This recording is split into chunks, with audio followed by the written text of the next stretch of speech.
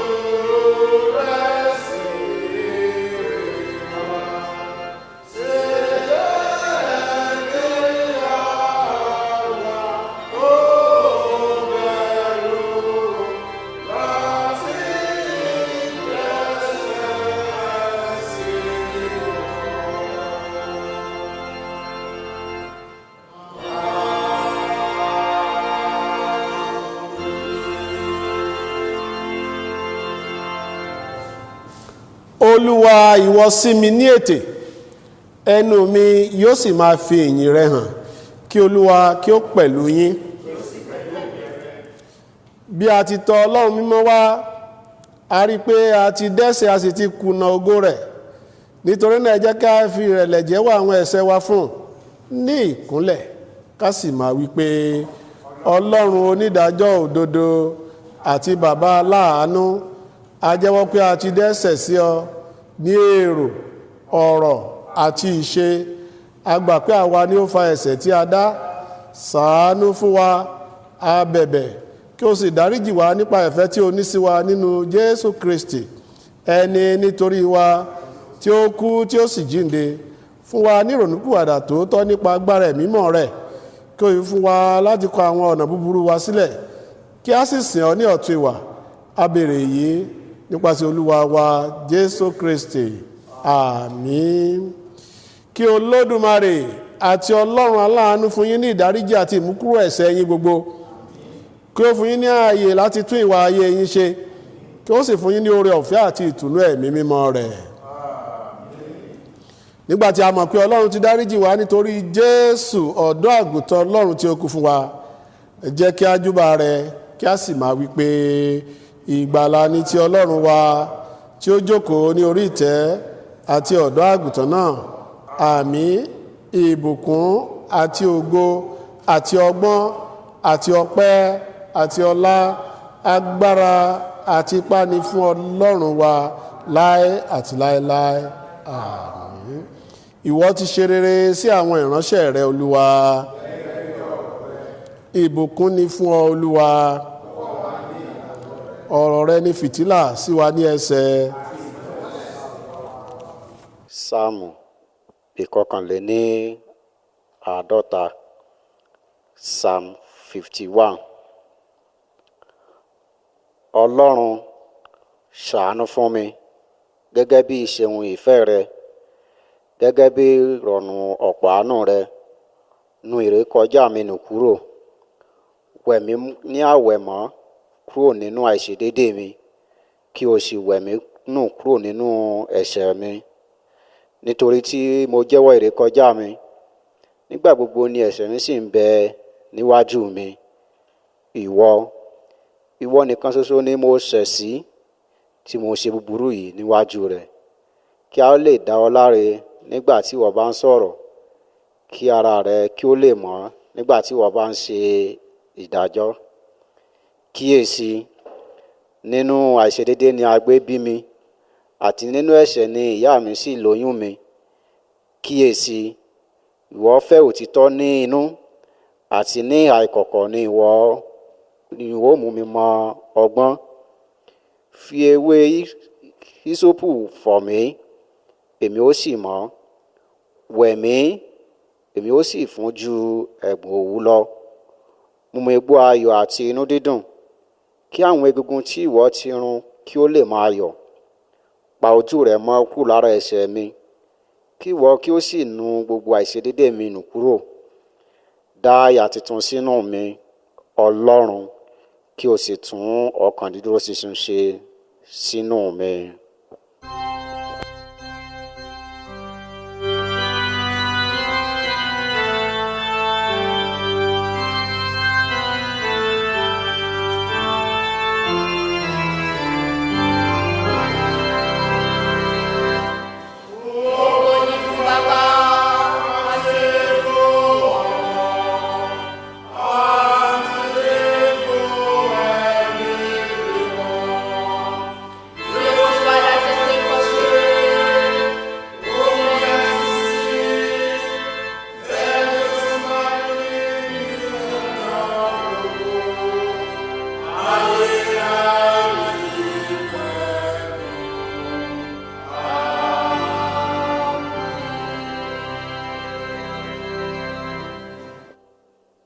Exodo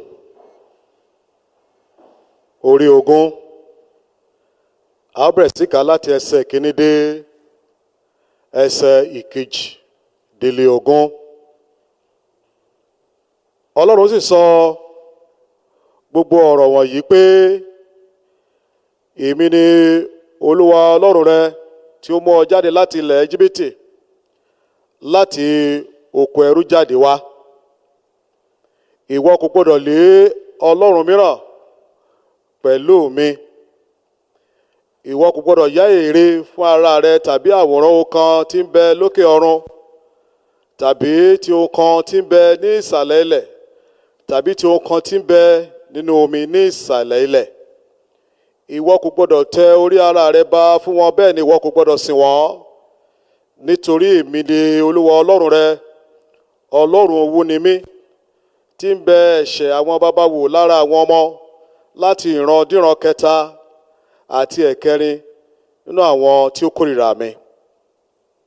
Èmi a sì máa fi àánú hàn ẹgbẹgbẹ̀rún àwọn tí ó fẹ́ mi, tí wọ́n sì ń pa òfin mi mọ́.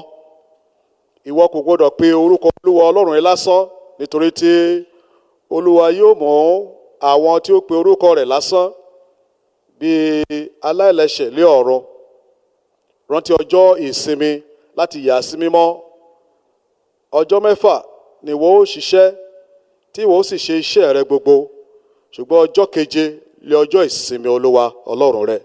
Nínú rẹ̀, ìwọ kò gbọdọ̀ ṣe iṣẹ́kíṣẹ́ kan, ìwọ àti ọmọ rẹ ọkùnrin àti ọmọ rẹ obìnrin, ọmọ ọ̀dọ̀ rẹ ọkùnrin àti ọmọ ọ̀dọ̀ rẹ obìnrin, àti ohun ọ̀sìn rẹ àti àlejò rẹ tí ń bẹ nínú ibodè rẹ. Nítorí ní ijọ́ 6 ni Olúwa Ọlọ́run dá ọ̀run ayé, òkun àti ohun gbogbo tí ń bẹ nínú wọn, ó sì sinmi ní ijọ́ 7. Nítorí náà ni Olúwa ṣe bù sí ijọ́ 7, ó sì yà á sí mímọ́. Bọ̀wọ̀ fún bàbá òun ìyá rẹ, kí ọjọ́ rẹ kí ó lè pẹ́ nílẹ̀ tí Olúwa Ọlọ́run rẹ fi fún ọ. Ìwọ kò gbọdọ̀ pànìyàn. Ìwọ kò gbọdọ̀ ṣe panṣágà. Ìwọ kò gbọdọ̀ jalè. Ìwọ kò gbọdọ̀ jẹ́rìí èké sí ẹnìkejì rẹ. Ìwọ kò gbọdọ̀ ṣojú kòkòrò sí ilé ẹnìkejì rẹ. Ìwọ kò gbọdọ̀ ṣojú kòkòrò sí aya ẹnìkejì rẹ, tàbí sí ọmọ ọ̀dọ̀ rẹ̀ ọkùnrin tàbí ọmọ ọ̀dọ̀ rẹ̀ obìnrin, akọ màlúù rẹ̀, kẹ́tẹ́kẹ́tẹ́ rẹ̀, tàbí ohun gbogbo tí ṣe ti ẹnìkejì rẹ. Gbogbo àwọn ènìyàn náà sì rí àrá náà àti mànàmáná náà àti ohun ìpè náà. Wọ́n rí òkè náà ń ṣe èéfín. Nígbà tí àwọn ènìyàn sì rí, wọ́n ṣí, wọ́n dúró lé òkè réré. Èyí ni ọ̀rọ̀ Olúwa. Gẹ́gẹ́ bí ẹbí kan nínú Kristi, ẹ jẹ́ ká jùmọ̀ jẹ́wọ́ òtítọ́ ìgbàgbọ́ wa mo gba ọlọ́run bàbá olódùmarè gbọ́, ẹlẹ́dàá ọ̀run òun ayé. Mo gba Jésù Kristi gbọ́, ọmọ bí rẹ̀ kan ṣoṣo Olúwa wa, ẹni tí a fi ẹ̀mí mímọ́ lóyún, ẹni tí a bí nínú Màríà wúndíá. Ó jìyà lọ́wọ́ Pọ́ńtù Pílátù, ẹni tí a kàn mọ́ àgbélébùú, ẹni tí ó kú tí a sì sin. Ó sọ̀kalẹ̀ re ipò òkú ní ọjọ́ kẹta, ó jíǹde kúrò nínú òkú, ó re òkè ọ̀run, ó sì jókòó ní ọwọ́ ọ̀tún Ọlọ́run bàbá olódùmarè. Ẹ̀yin yóò ti wá ṣe ìdájọ́ ààyè àti òkú. Mo gba ẹ̀mí mímọ́ gbọ́, ìjọ mímọ́ ènìyàn Ọlọ́run, ìdàpọ̀ àwọn ènìyàn mímọ́, ìdáríjì ẹ̀ṣẹ̀, àjíǹde kúrò nínú òkú àti ìyè tí kò ní pẹ̀kun. Àmín. Kí Olúwa kí ó pẹ̀lú yín. Àdúrà fún ọ̀sẹ̀ yìí. Ọlọ́run, láìsí ìrànlọ́wọ́ rẹ àwa kò lè tẹ́ Ọlọ́run. Nípa àánú rẹ fi ẹ̀mí mímọ́ rẹ fúnni, kí ó lè máa tọ́ wa, kí ó sì máa darí ọkàn wa nínú ohun gbogbo. Ẹni tó wà tó sì ń jọba pẹ̀lú rẹ àti ẹ̀mí mímọ́, Ọlọ́run kan nísinsìnyí àti títí láéláé. Ará nínú Olúwa, ẹ jẹ́ ká bẹ̀rẹ̀ sí fi ẹ̀mí ìmoore hàn sí Ọlọ́run fún àánú Ọlọ́run tá ń rí gbà lóòrèkóòrè. Ẹ jẹ́ ká dúpẹ́ lọ́wọ́ Ọlọ́run àwọn ìrìn àjò wa gbogbo tó ń yọrí sáyọ̀. Ẹ jẹ́ ká gbé ohùn ọpẹ́ sókè sí Ọlọ́run, Ọlọ́run tí ò jẹ́ ká rí wàhálà àti ìdààmú àgbésìn bẹ́ẹ̀ la àgbégbè. Fi ẹ̀mí ìmoore rẹ hàn sí Ọlọ́run láàárọ̀ yìí. Bàbá ó ṣé ó ṣé, oore rẹ láyé mi, èmi ò ní gbàgbé rẹ, ó màmá ṣe ó bàbá. Kọrin láti ọkàn rẹ wá sí Ọlọ́run. Dúpẹ́ gbogbo oore tí Ọlọ́run ṣe fún ọ. Oore ríná rírí lò, àlàáfíà pàápàá tó jẹ́ pé Ọlọ́run fi fún ọ, tó máa fowó ra omi, ó máa fowó ra ẹ̀jẹ̀ káàkiri. Dúpẹ́ lọ́wọ́ Ọlọ́run.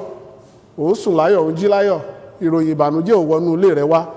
Fẹ̀mí ìmoore rẹ hàn sí Ọlọ́run wípé Olúwa ó mà ṣe o, bàbá ó mà ṣe o. Bó ṣe ń dúpẹ́ yìí bẹ́ẹ̀ náà ni kó máa gbàdúrà pé Ọlọ́run, má jẹ́ kí àwọn aláìgbàgbọ́ sàn jù mí lọ.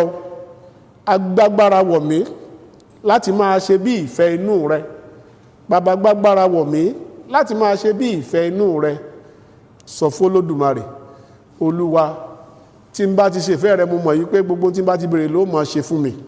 Agbára láti máa ṣèfẹ́ rẹ, Olúwa, wá gbé wọ̀ mí. Bẹ́ẹ̀ ni kó gbàdúrà fún Ọlọ́run wípé nígbà tó bá jèrè gbogbo ayé yìí tán o, kí ìjọba ọ̀run kó má ṣe bọ́ sọnù lọ́wọ́ rẹ o. Kí ìjọba ọ̀run ká fi ṣèrè jẹ. Sọ fún Olódùmarè. Bàbá olóore ọ̀fẹ́ jùlọ, àti képe ọ ní àkókò yìí wípé àánú la fẹ́ nínú ọ̀sẹ̀ tuntun yìí. Olúwa fàánú bá wa lò.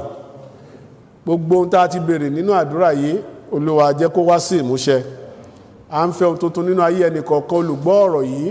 Olúwa jẹ́ kí ohun tuntun kó wù jáde nínú ọ̀sẹ̀ tuntun, ká lè máa yìn ọ́ lógo. A dúpẹ́ nítorí pé o ti gbọ́ ọ, nítorí pé a gbàdúrà ní orúkọ Jésù Kristi Olúwa wa. A ó máa tẹ̀síwájú nígbàtí a ó máa kọrin nínú ìwé orin mímọ́, orin 328.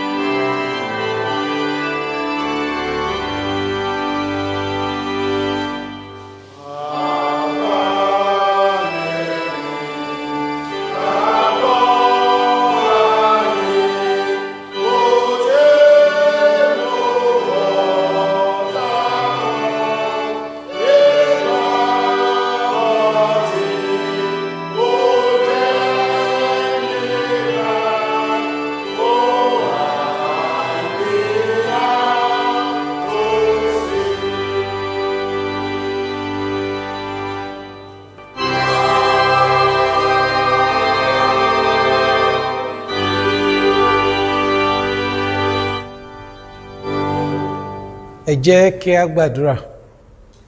Bàbá wa àti Ọlọ́run, a ṣe la dúpẹ́ lọ́wọ́ yín fún àǹfààní tá a ní lọ́jọ́ òní láti wá sílé mímọ́ yín láti jọ́sìn. ǹjẹ́ ẹ̀yin bàbá yẹn wá bá wa sọ̀rọ̀ ọ̀rọ̀ yín ọ̀rọ̀ ìyè ni ẹ jẹ́ kí ọ̀rọ̀ yín kó so èso rere sí wa lọ́kàn ní orúkọ ti bàbá àti ní ti ọmọ àti ní ti ẹ̀mí mímọ́. Ní òwúrọ̀ ọjọ́ òní a ní kákọ̀ tí ẹ̀ tún rán wa létí nípa àwọn òfin 10 tí a gbé fún Mósè nínú ìwé Ẹ́xọ́dù orí 20 ẹsẹ̀ 1 títí dé ẹsẹ̀ 20. Ó ṣe ní láàánú pé a ti fọwọ́ yẹpẹrẹ mú àwọn òfin yìí. Àwọn kan tí ẹ ń sọ wípé àwọn òfin yìí kò kàn wá mọ́, pé a ò sí lábẹ́ òfin, a wà lábẹ́ oore ọ̀fẹ́. Lóòótọ́ a wà lábẹ́ oore ọ̀fẹ́, ṣùgbọ́n àwọn òfin wọ̀nyí wà ń bẹ̀ torí Jésù Kristi ní pé òun ò wá láti pa àwọn òfin yìí dànù sẹ́gbẹ̀ẹ́, òun wá láti mú wọn ṣẹ ni. Àwọn òfin yìí a máa rán wa létí ohun tí Ọlọ́run ń béèrè lọ́wọ́ wa láti ṣe.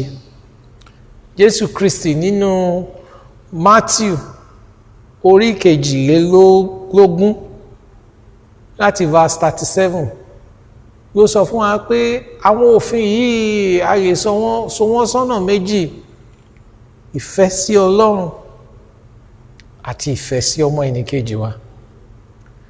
Ó dẹ̀ ṣe pàtàkì ká rí wípé nípa ìfẹ́ sí ọmọ ẹnìkejì wa la ṣe mọ̀ wípé nítòótọ́ la fẹ́ Ọlọ́run.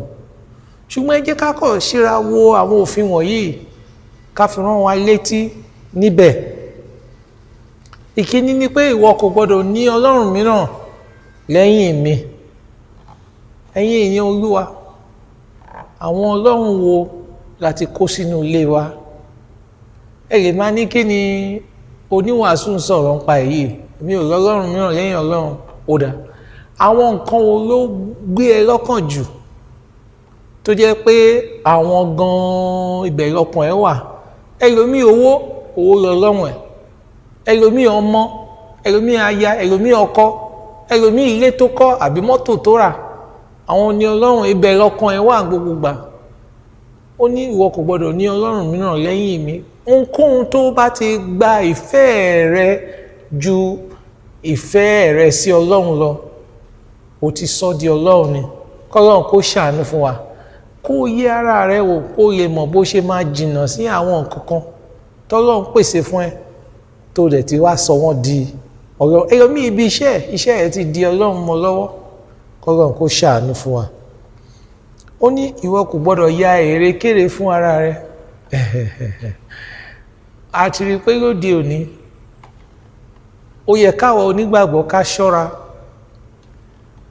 Lẹ́nujọ́ mẹ́ta wọ̀nyí báyìí sí ṣe la máa ń gbé píkṣọ̀ pásítọ̀ wa, ẹlòmíì á gbé sínú mọ́tò, ẹlòmíì á gbé sínú yàrá, ẹlòmíì á gbé síbi iṣẹ́. À ń sọ àwa òjíṣẹ́ Ọlọ́run di Ọlọ́run láìmọ̀. Ó léwu púpọ̀. Ìkíní, ó fẹ́ bà ti òjíṣẹ́ Ọlọ́run yẹn jẹ́ ni. Ìkejì, òun rú òfin Ọlọ́run, kò dẹ̀ sẹ́ni tó rú òfin Ọlọ́run tí ìdájọ́ Ọlọ́run ò ní débà. Torí náà kò tọrọ àánú. Àwọn nǹkan míì tó bá dẹ̀ ṣe ó máa yà mí lẹ́nu pé ní ètà wà yìí àwa kan sì lọ́n forí balẹ̀ fún nǹkan kan. Ó máa ṣe o. Pẹ̀lú gbogbo wàásù tó ti jáde, òótọ́ ọ̀rọ̀ ni àwọn míì sì ń lọ ibì kan tán lọ ń fẹsẹ̀ jinlẹ̀ ńbẹ̀, tàbí tí wọ́n ń sọ àwọn nǹkan kan tó ń forí balẹ̀ àbí tó ń fara lu ògiri àbí ìwà oríṣiríṣi bẹ́ẹ̀ lọ. Ẹ jẹ́ ká ṣọ́ra nítorí ìdájọ́ Ọlọ́run ó ń bọ̀. Ó ní ìwọ kò gbọdọ̀ porúkọ Olúwa Ọlọ́run rẹ lásán. Kẹ́lòmíì máa parọ́ kó dẹ̀ máa búra ní orúkọ Ọlọ́run, kò jámọ́ nǹkan kan fún. Ó ti di ara àwa ẹ̀ tó wù ní gbogbo gbà.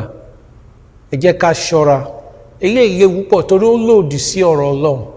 Ẹ jẹ́ ká mú orúkọ Ọlọ́run wa, ká mú pẹ̀lú iyì, ká mú pẹ̀lú ìbẹ̀rù. Ó ní èmi ni ẹni tí ń jẹ́ èmi ni, kì í ṣe pé ká kọ pé lásán. Ẹlòmíà ní orúkọ Ọlọ́run, kí ni ìtumọ̀ gbogbo yẹn? Ẹ jẹ́ ká ṣọ́ra. òfin kẹrin sọ̀rọ̀ nípa pé ká rántí ọjọ́ ìsinmi láti yà sí mímọ́. Ó ṣe ní láàánú pé a ò ya ọjọ́ ìsinmi mọ́ sí mímọ́. Ní ọjọ́ ìsinmi ṣe ló yẹ ká lọ jọ́sìn ká dẹ̀ sinmi. Ṣùgbọ́n ní ìsìn nǹkan tó ti ẹ̀ ń gbóníkálùkù wá sí church ọ̀tọ̀ọ̀tọ̀ ni. Ẹlòmíì contract ló wá sí church. Ẹlòmíì sisi ló wá sí church. Ẹlòmíì big man kan ló wá sí church tó máa gbowó lọ́wọ́ ẹ̀ àti bẹ́ẹ̀ bẹ́ẹ̀ lọ. Ẹlòmíì kẹ̀dẹ̀rẹ́ bó ṣe ń kúrò ní church tó ń gbabi iṣẹ́ lọ tó tún ṣiṣẹ́ kárakára ọjọ́ méje ló ń ṣiṣẹ́ tó ń ṣiṣẹ́ lọ tó ń ṣiṣẹ́ lọ. Ara yìí ló ń fàbọ̀ sí. Ìjọ kan ara náà á ké pé ètò ṣètò ẹ má jẹ́ kó dìgbà yẹn. Ẹ jẹ́ ká máa wá àsìkò láti máa sinmi. Ní irú àwọn ọgbà bẹ́ẹ̀ yẹn ká fàyè sílẹ̀ fún Ọlọ́run láti bá wa sọ̀rọ̀. Òfin karùn-ún sọ̀rọ̀ nípa pé ká bu ọ̀wọ̀ fún bàbá àti ìyá wa. Kì í ṣe àwọn tó bí wa nìkan ṣùgbọ́n àgbàlagbà. Ó ṣe ní láàánú pé àìbọ̀wọ̀ fún àgbàlagbà ó gbòde kan. Ṣùgbọ́n a dúpẹ́ pé láwọn ibì kọ̀ọ̀kan à ń bọ̀wọ̀ fún àwọn àgbàlagbà. Mo mọ̀ pé ní ìlúfẹ̀ yìí yọ ọ̀pọ̀lọpọ̀ àwọn ọ̀dọ́ ló ní tẹríba fún àgbàlagbà. Ilé yìí dà kó tó bá da ó yẹ ká sọ. Ṣùgbọ́n àwọn ọ̀pọ̀lọpọ̀ míì wà ń bẹ̀ tó jẹ́ pé wọn ò ná ní àgbàlagbà. Ohun tí Bíbélì tiẹ̀ sọ fún wa nínú ìwé Lẹ́fítíkù ni pé ká dìde dúró tá bá rí àgbàlagbà tó ń bọ̀. Kì í ṣe ká jókòó ká máa wò pé ta lélẹ̀ àti bẹ́ẹ̀ bẹ́ẹ̀ lọ. Náwọn ibì kan ọmọdé á fara gún àgbàlagbà á kàn tiẹ̀ máa lọ ní á máa retí ká àgbàlagbà yẹn gan kó tún kí òun pé pẹ̀lẹ́. Èyí léwu púpọ̀. Ẹ jẹ́ ká ṣọ́ra. Òfin kẹfà ní pé ìwọ kò gbọ́dọ̀ pànìyàn. Jésù Kristi ti fi kọ́ wa pé kò dìgbà tó bá tó gbé àdá tó ṣáyàn kan pa kó tó pànìyàn. Àwọn nǹkan tó ń sọ lẹ́nu nípa èèyàn ó ń pa èèyàn. A ti fi ẹnu pa ọ̀pọ̀lọpọ̀ èèyàn. K'Ọlọ́run kó ṣàánú fún wa. Kì í ṣe pé òfin yìí débi wípé ìjọba ò lè pa ọ̀daràn ó ti o. Torí tẹ bá ka Exodus orí 20 yẹn sí sẹ́yìn láti síwájú sí ẹ̀rí pé ó fàyè sílẹ̀ fún àwọn kan àbí ní ti ológun alọ́jagun ó fàyè sílẹ̀ fún àwọn nǹkan tó wáyé níbẹ̀ yẹn ṣùgbọ́n kì í ṣe pé kákọ̀ ṣàdédé lọ pààyàn nípakúpa k'Ọlọ́run kó ṣàánú fún wa. Ó ní ìwọ kò gbọ́dọ̀ jalè ṣé ló tiẹ̀ dàbẹ̀ pé òfin yìí ò sí nínú Bíbélì nípa ìwà táwọn òfú lórílẹ̀-èdè wa ń sìn. Àti ẹ̀túkà sí wípé tó bá ń ṣiṣẹ́ ọba tó ń yíwèé tó ń jí díẹ̀ sápò tó dẹ̀ tún múnú ètò jí tó wá ń san táìtì ẹ pé ìyẹn dáa àti sọ di bẹ́ẹ̀. Ṣùgbọ́n ẹni tó mú 5 naira ní 5 naira ìyẹn ló lè. Ṣùgbọ́n ọ̀gá ilé iṣẹ́ àbí ọ̀gá ibiṣẹ́ tó jí owó tó yíwèé tó jí owó ìyẹn ó gbọ́n ni ó smart. K'Ọlọ́run kó yà wá. Ó lè ń jẹ́ o. Ohun tí Bíbélì ní pé ìwọ kò gbọdọ̀ jà ìyẹn ní pé ó gbọdọ̀ mú ohun tí ò kì í ṣe tiẹ̀. Jẹ́ kí owó tí wọ́n ń san fún ẹ kó tó ẹ. Ọlọ́run á dẹ̀ bùkún ẹ. Ẹ̀yin èèyàn Ọlọ́run ẹ jẹ́ ká yí kúrò nínú pé à ń jalè. Wọ́n ní ìwọ kò gbọdọ̀ jẹ́ ẹ̀rí èké. Ó tiẹ̀ ti mọ́ wa lára ń sìn àti ìtarí ká máa sọ gbogbo ẹ̀ á kọ̀ sọ̀rọ̀ ṣáá nípa bẹ́ẹ̀ àti bàtẹ́lómì jẹ́ k'Ọlọ́run kó ṣàánú fún wa. Bẹ́ẹ̀ lọ́rọ̀ ní òfin kẹwàá ìyẹn ní pé kó má ṣojú kòkòrò sí ohun tí ń ṣe ti ọmọnìkejì ẹ. Ó ṣe ní láàánú wípé ojú kòkòrò yìí ó ti wá gbòde gan. Tàbárí lágbájá tó gun mọ́tò kan àwa náà fẹ́ gunrú ẹ̀ nígbà tá a lágbára ẹ̀ tàbí tí ó wọ aṣọ kan a fẹ́ wọ̀ á dẹ̀ lágbára ẹ̀ àti bẹ́ẹ̀ bẹ́ẹ̀ lọ. Ó ní kí wọ́n má ṣojú kòkòrò ohun tó ní t'Ọlọ́run fi fún ẹ máa dúpẹ́ lọ́wọ́ Ọlọ́run bẹ́ẹ̀. Ọlọ́run á pèsè lọ́nà àrà fún ẹ fún ètò kù ṣùgbọ́n má ranjú mọ́. Ẹlòmíì ibi tó ranjú dé á gba ìyàwó níyàwó á gbọ́kọ lọ́kọ àti bẹ́ẹ̀ bẹ́ẹ̀ lọ. Ìdájọ́ Ọlọ́run wà fún àwọn wà yìí ó lè mú jẹ o. Ó lè mú jẹ. àwọn òfin yìí ló rán wa létí wípé ká ṣọ́ra bá a ṣe ń gbé ìgbésí ayé wa. Torí náà lọ́jọ́ òní ta kan tún yẹ̀ wọ́n wò báyìí, àwọn wo ló tabà ẹ́ nínú àwọn ọ̀rọ̀ yẹn. Ó di dandan kí ìwọ náà kó o ṣọ́ra bó ṣe lo ìgbésí ayé ẹ̀. Ọlọ́run á ràn ẹ́ lọ́wọ́ o. Tó bá tún yí padà tó ń ṣe ìfẹ́ tọ̀ Ọlọ́run, tó ń fẹ́ràn ọmọnìkejì ẹ̀, Ọlọ́run á máa wà pẹ̀lú ẹ̀ o, á máa darí ẹ̀. Ẹ jẹ́ ká gbàdúrà. Bàbá wa àti Ọlọ́run wa, ṣe a dúpẹ́ fún ọ̀rọ̀ yín tó ti jáde lọ. Bàbá, ẹ ràn wá lọ́wọ́ ká lè máa ṣe ìfẹ́ ti yín nígbà gbogbo nínú ohun gbogbo, ní orúkọ Jésù Kristi Olúwa wa. Àmín. A dúpẹ́ lọ́wọ́ Ọlọ́run fún eléyìí tá a ti fi etí wa gbọ́ lónìí. Lórúkọ Jésù Kristi kò ní dìde sí wa ní ìdájọ́. A rọ̀ gbogbo àwa tá ń gbọ́ tàbí tí a ń wo ètò yìí, gbogbo ojúṣe wa tó bá yẹ ká máa ṣe nínú ilé Ọlọ́run wa, ẹ jẹ́ ká lọ ká ṣe é. Bá a sì ṣe ń ṣe é, Ọlọ́run yóò máa rọ̀jò ìbùkún rẹ̀ lé wa lórí. A ó pe bàbá wa bíṣọ̀bù aláṣẹ láti wá rọ̀jò àdúrà lé wa lórí.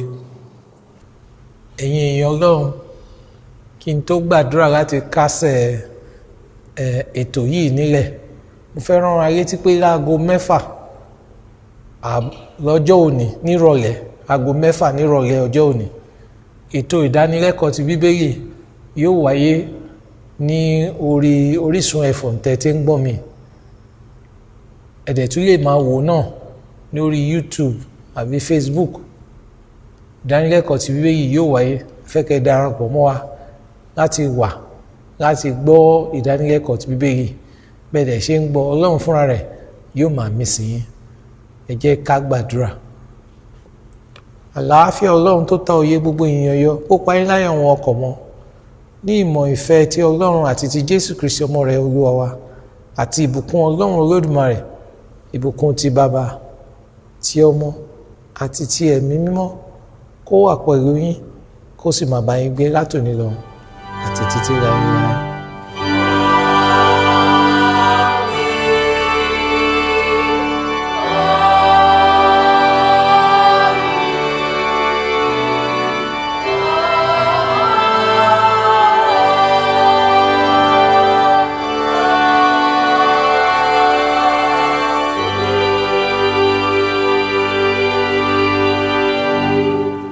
Orin ìparí ìsìn, orin nínú ìwé orin mímọ́, orin 317.